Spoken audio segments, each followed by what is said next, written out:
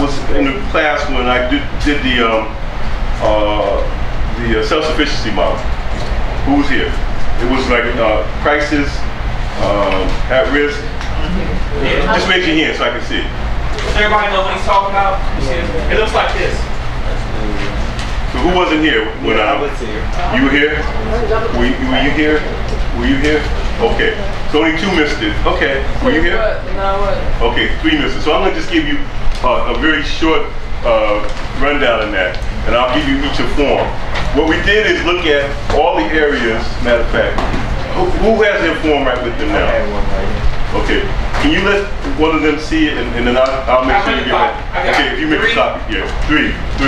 Alright. This form talks about where most people are at, and there's different stages around trying to become self-sufficient. And when you're self-sufficient, that means you can take care of yourself. In the 2 sense of the word, financially, emotionally, everything that you need to do for yourself. When you're self-sufficient, you can take care of it. But most people are not self-sufficient, including myself, so you're at different ranges. For some people, you're in crisis, where your life is all over the place. You know, you don't have a home, you don't have an income, you maybe got some mental health issues or addiction issues.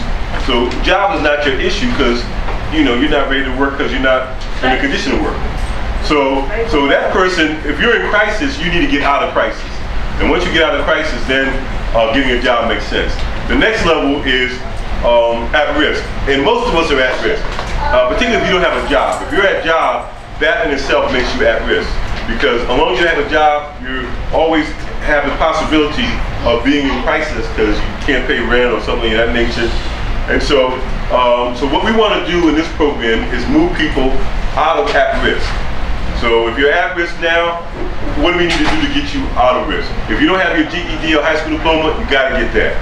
Because as long as you don't have the proper education, you're always going to be at risk. If you don't have stable housing and stable child care, that puts you at risk. Because if